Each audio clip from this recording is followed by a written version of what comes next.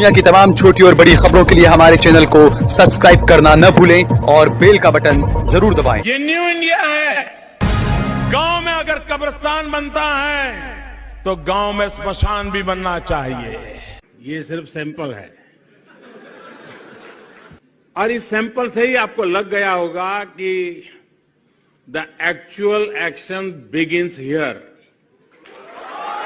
ये नरेंद्र मोदी सरकार है जो वादे प्रधानमंत्री करते हैं उसी को अपने ही कालखंड के अंदर समाप्त करते हैं। देश की जनता को अब खुद ही शर्म आने लगी है कि उसने कैसे लोगों को सत्ता में लाकर बैठा दिया।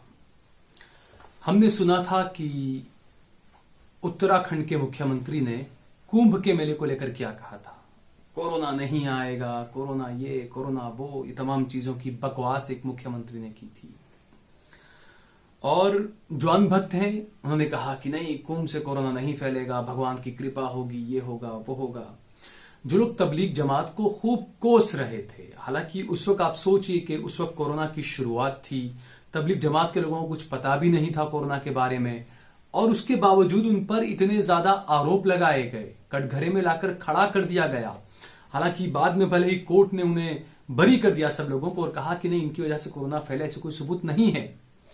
जबकि जो कुंभ के मेले में जो लाखों लोग उमड़ रहे हैं, आप सोचिए, कोरोना के बारे में आप सबको पता है, 1 साल का वक्त हो चुका है, कोरोना कैसे फैल रहा है, क्या हो रहा है, ये सब पता होने के बावजूद कुंभ में इतने लोगों का जमावड़ा होना, ये बड़े सवाल खड़े करता है हमारी सरकार पर भी। वही एक बड़ी खबर आई है कि जो हरिद्वार कुंभ में शामिल हुए निर्वाणी अखाड़ा के महामंडलेश्वर जो हैं कपिल देव, उनका निधन हो चुका है कोरोना से। ये शामिल हुए थे कुंभ मेले में, कुंभ स्नान में, जिसे शाही स्नान कहा गया था, उसमें शामिल हुए। आज ही कोरोना की रिपोर्ट आई उनकी और आज ही उनका देहांत हो गया। और दूसरी बात, जो कुंभ के मेले में जो शामिल हुए थे, जो लोग स्नान करने में रहे, तमाम जो लोग, इनमें तकरीबन 1700 लोगों को कोरोना पॉजिटिव पाया गया है। तो आप सोचिए कि सुपर स्प्रीडर कौन बने हैं, कोरोना कौन फैला रहा है। तबलीग जमात से कितनों को कोरोना फैला था और ये कुंभ में जो लोग हैं इनमें से कितनों को कोरोना फैल रहा है। जो पानी, जो नदी में जो शाही स्नान कर रहे हैं, जो डुबकी लगा रहे हैं, वो पानी, क्या कोरोना उसमें नहीं फैलेगा? वो पानी कहां कहां जाएगा? ये सवाल क्या नहीं उठाने चाहिए हमें? हम सवाल उठाएंगे तो हम देशद्रोही कहलाएंगे, हम राष्ट्रद्रोही कहलाएंगे। लेकिन सवाल तो उठाना पड़ेगा, क्योंकि अगला नंबर आपका है अगर आपने सवाल नहीं उठाया तो। जैसा हमने बताया कि जो अखाड़ा के महामंडलेश्वर थे कपिल देव, उनका निधन हो गया और 1700 से ज्यादा केस जो है वो कुंभ में शामिल हुए लोगों के दर्ज किए गए हैं कोरोना के। वहीं जो जांच रिपोर्ट जो थी उसका इंतजार कई लोगों का और भी किया जा रहा है। तो सवाल ये उठता है कि आखिरकार इतनी गाइडलाइनें जारी की गई, जनता के लिए इतना सब बताया गया, 2 गज की दूरी जरूरी है, मास्क जरूरी है, उसके बावजूद कुंभ में इतने लाखों लोग कैसे उमड़ गए? और हैरानी की बात आप देखिए कि इतना सब हो रहा है, इतने सब कोरोना के मामले देश में हर रोज 2 लाख से ज्यादा मामले सामने आ रहे हैं। लखनऊ की बात यह है, उत्तर प्रदेश में लखनऊ में स्मशान में भी जो है वो लाइनें लगी हुई है, अस्पतालों में बेड नहीं मिल रहे हैं। उसके बावजूद आप देखिए उत्तराखंड सरकार का कहना है कि जो कुंभ चल रहा है उसको अभी खत्म नहीं किया जाएगा, कार्यक्रम को छोटा भी नहीं किया जाएगा। ये कुंभ जो है वो 30 अप्रैल जो अपना तय समय है तब तक चलता रहेगा। दुनिया जाए भाड़ में, कोरोना जाए भाड़ में, देश की जनता जाए भाड़ में। ये आस्था का सवाल है।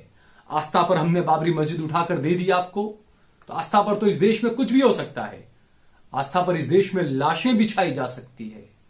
जो हो रहा है ये कोरोना, आप सोचिए कि जो ये डुबकी लगा रहे हैं, शाही कुंभ की जो डुबकी लगा रहे हैं, अगर ये किसी और समुदाय के होते तो क्या होता? आज किस तरह का मीडिया में पूरा बवंडर खड़ा किया गया होता? ये सवाल उठना लाजमी है। देश की जनता को खुद सोचना चाहिए। जो मोदी कहा करते थे मैं आपके साथ खड़ा रहूंगा, आपकी परेशानी के वक्त आपके साथ रहूंगा, मुझे खुद पता चल जाएगा आप कितने परेशान हो। मोदी जी, पूरी दुनिया के प्रधानमंत्री इस वक्त कोरोना से लड़ रहे हैं, जबकि आप, ओ दीदी, दीदी, ओ दीदी, क्या बात है मोदी जी, पूरी दुनिया के प्रधानमंत्री कोरोना से लड़ रहे हैं और हमारे प्रधानमंत्री एक महिला से लड़ रहे हैं बंगाल में। ये सब क्या दिखा रहा है? ये सब क्या हो रहा है? हम अगर अब भी नहीं जागे, हम अगर अब भी नहीं बोले, तो हम कब बोलेंगे? और वो बयान भी आपको याद होगा, भाइयों बहनों, आपको कब्रिस्तान चाहिए या स्मशान चाहिए? आप लोगों ने चिल्ला चिल्ला कर कहा था स्मशान चाहिए, स्मशान चाहिए। तो लीजिए, स्मशान मिल गए आपको। गुजरात की जनता को भी स्मशान मिल गए, उत्तर प्रदेश की जनता को भी स्मशान मिल गए, कि वहां पर डेड बॉडी को एक के ऊपर एक डबल डेड बॉडी को रखकर जलाया जा रहा है, अंतिम संस्कार किया जा रहा है।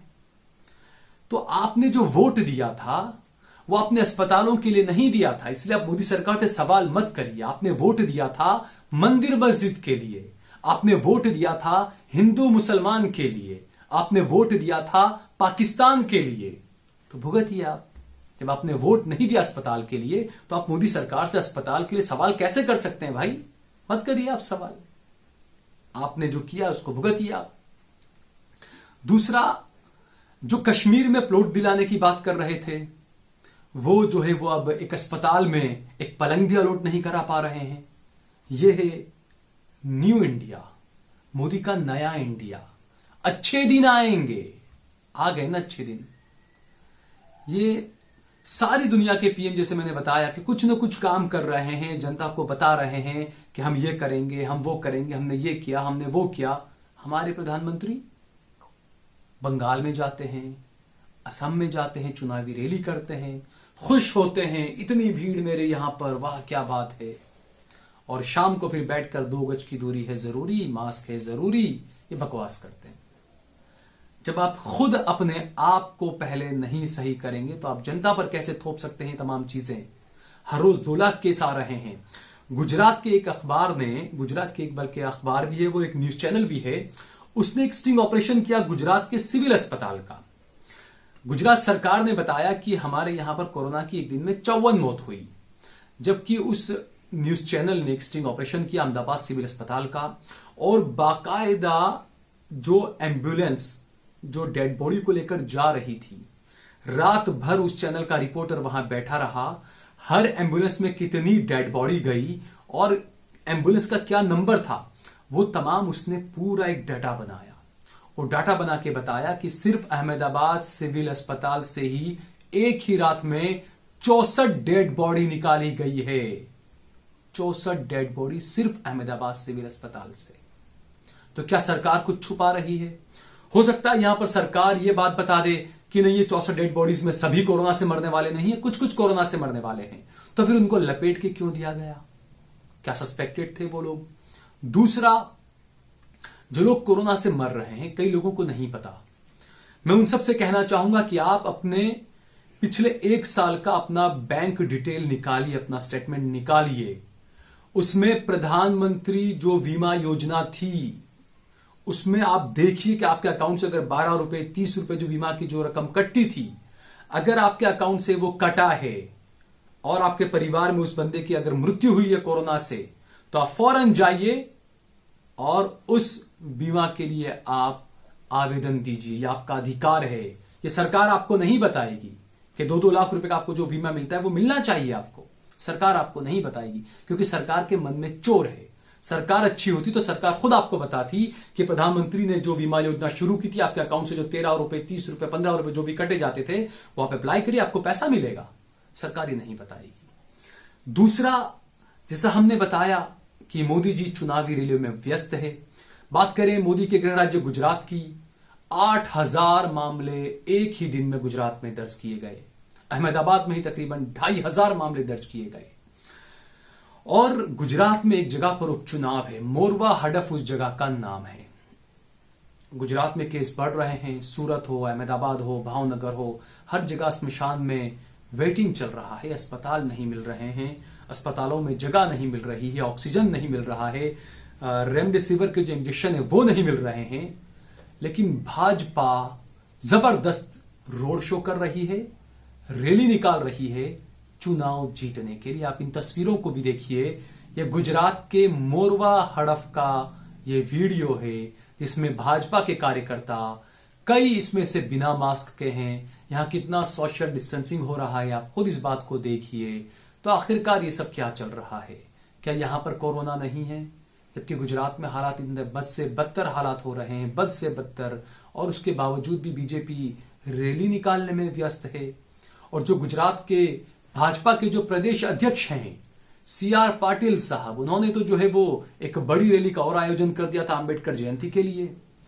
तो आखिरकार इस देश में ये सब क्या चल रहा है, इस देश में ये क्या हो रहा है, ये हम सभी को समझना होगा, हमें गंभीरता से लेना होगा इस मामले को।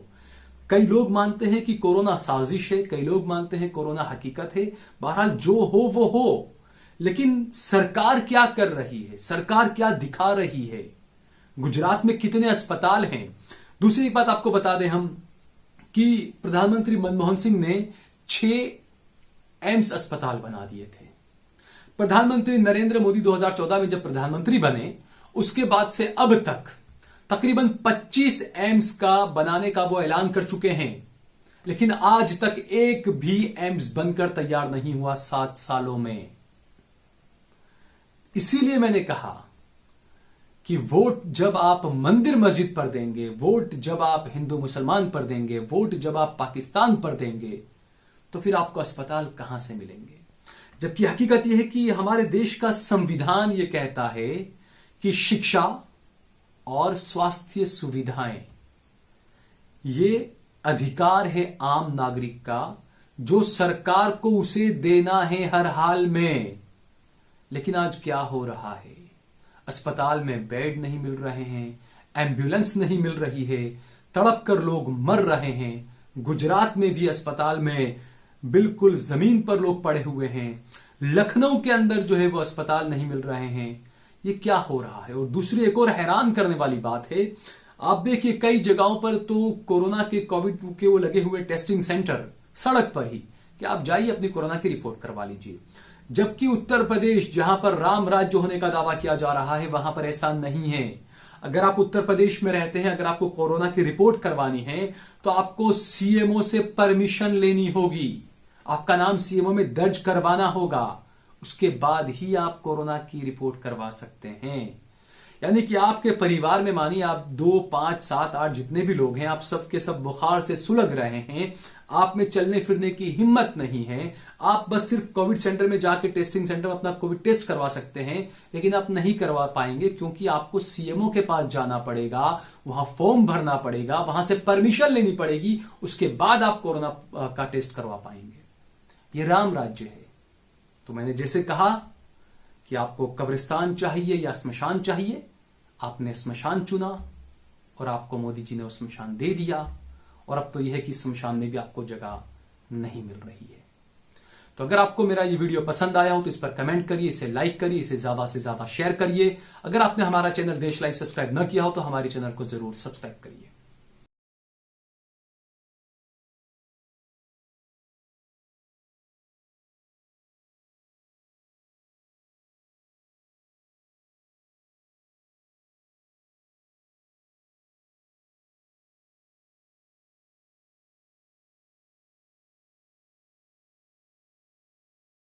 आप देख रहे हैं देश लाइव, देश की आवाज